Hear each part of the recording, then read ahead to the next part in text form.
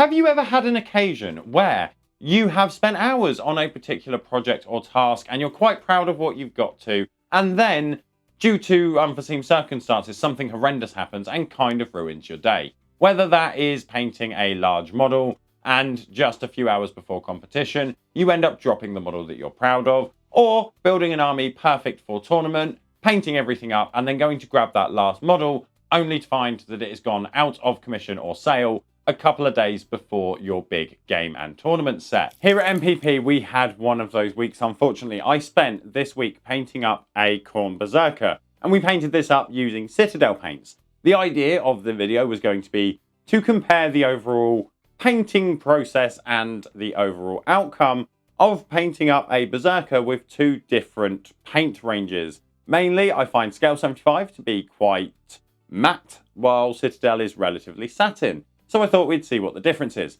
However, I plugged the 250 odd gigabytes worth of footage into my computer to then get a notification that it has been corrupted, which essentially means we now need to completely 180 and readjust how we're going to attack this video. Starting with the model, we painted this Berserker in a very similar recipe and method to our first Berserker from a couple of weeks ago.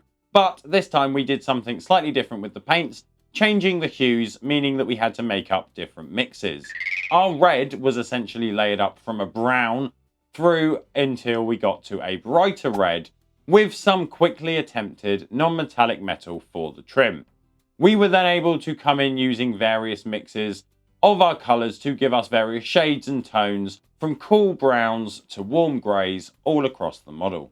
For this model, there were a couple of sections that actually weren't done perfectly. Mainly, the axe was kind of left not painted for most of the entire painting session, and some of the blends weren't perfect. But that's fine, because with GW being the paint range we're using for this model, we had a secret weapon.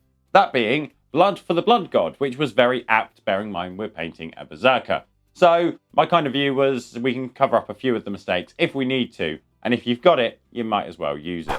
After much commiseration and sadness, we have been able to pull out some footage from some of the various spare cameras that we use. However, these have only been used for the palette shots of mixing our paint, which is now mainly redundant because we haven't got the accompanying footage. But we do also have a couple of shots from the end of the model being painted. And hopefully you can see from this the rough state of the model before we came in and applied the blood effects. Once we painted the green gun and everything and stuck it together, we then added all of the blood effects, so you've got a relatively up-to-date picture of what it looked like from there. You can hopefully see at this point, as I said, the axe is not really painted, and that's because we're going to be applying a heavy amount of blood effect over the axe and then speckling it across the rest of the model anyway. But that then brings us to the overall comparison of the two models. Now, I'm not going to do anything stupid and say, can you guess which one is which? Because they're two differently built models and one's covered in blood and one isn't. So it's relatively obvious. But I would be interested from these photos, can you tell a big difference in the overall outcome regarding the shininess? So is one more matte or one more glossy from the photos on the videos that you can tell? And also, what is your general thoughts? Does one look better than the other?